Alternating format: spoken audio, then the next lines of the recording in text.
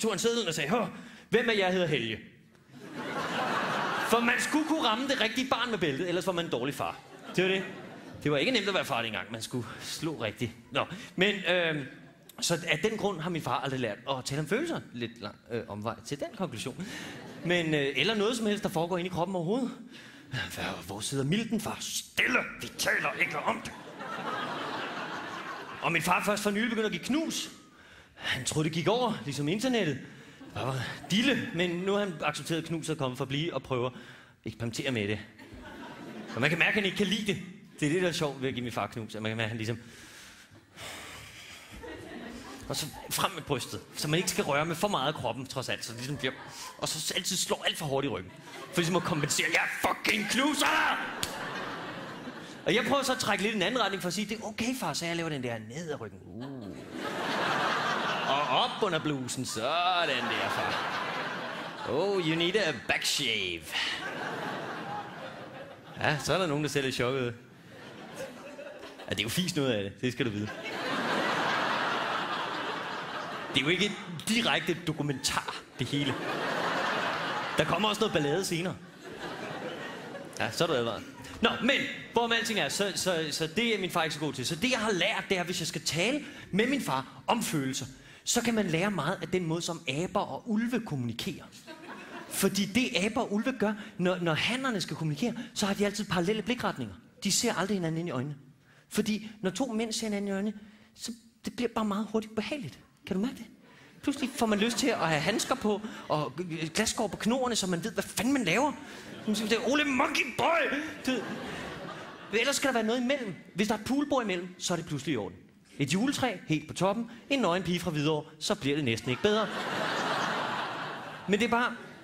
Men det er situationen, kvinder har jo ikke det problem med nærhed. Kvinder elsker jo det der. Hvis man sidder med, helt tæt ved et lille cafébord og bare snakker om følelser, bare med en salat med alkohol i hånden og mojitoen ind i hovedet på den anden bil.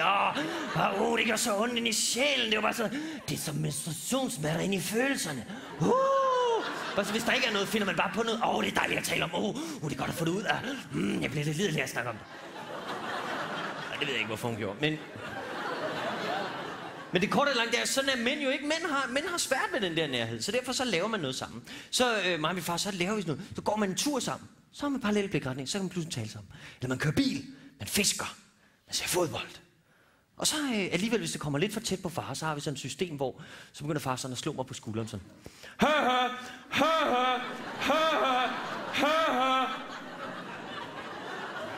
Og det er ikke et rigtigt grin. Det er mere som om han læser et grin op fra en bog. Gisp, gulp, uak, tisk, tisk, sagde den skægge prins. Ja, hvis I kender den. Leif Esper Andersens Den skægge prins. En af mine all-time favorites. Nej, så det er sådan et system, mig og far har fundet. Og så slår han for ligesom at sige, stop, ellers så pander jeg dig rigtigt. Det sjove er jo også, at når man taler sammen, så jo mere maskulin det, man laver er, jo mere kan man åbne sig op over for den anden mand. Det er derfor, jagt er så godt. Fordi der har man en gun. Og lige det øjeblik, hvor man lige har hjorten på kornet, der bliver der pludselig plads til lige at sige, faktisk en rigtig pæn skjort, det der. Læs! Sproget kan også hjælpe. Sproget kan hjælpe med at gøre svære sætninger maskulin igen. Sætninger, der ikke var maskulin til at starte med. Fucking er godt. Ordet fucking. Jeg fucking græd. Så er det okay. Jeg græd. Hvad gjorde du? Og jeg fucking græd. Okay, så... lad være at sige det andet pis, ikke? Jeg fucking græd som et fucking spædbarn, mand. Jeg kan jo heller aldrig konkurrere med min far i maskulinitet. Han er fra en gammel skole. Han er officer i hæren og har delt bodega-tæsk ud og taget hårde stoffer. Jeg kan ikke konkurrere med det der. Hvis jeg skal lukke røven på min far, så er jeg nødt til at gå kontra på ham. Gå femi på ham. Det er som kryptonit for de gamle hanner. Jeg føler mig så sårbar. Man kan se, hvordan han får det dårligt. Når han bare får sit indre blik bare ser en lyserød boa, der vokser frem.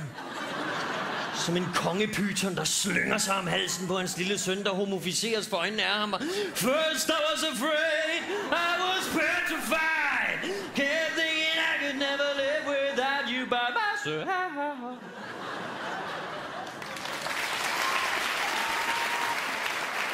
Men det er jo pisse svært, ikke? Det er jo pisse svært det der med, når man er alene. 2 mennesker. Og så sige noget, der handler om noget. Så fordi man er i familie, så rækker man sig. Så strækker man sig. Ud efter fjernbetjening, tænder fjernsyn. Så bliver det en dejlig aften alligevel. Nogle gange er det lettere, hvis der er nogle andre mennesker. Hvis der er nogle vidner, ligesom til en familiefest. Så fordi der er nogle andre, så kan man pludselig stramme sig op til at få sagt, jeg elsker dig. For nogle mennesker er det ikke helt nok. De har brug for lidt flere vidner. De skal ind i fjernsynet foran hele landet. Ind i Sporløs for at få sagt, jeg elsker dig. Fucking. Endelig er der de helt ynkelige, der bruger 4 år på teaterskolen og 10 år som stand-up-komiker, en sal fuld af fremmede mennesker og kameraer for at få sagt, far, du er en stor abe, og det er jeg også. Fucking.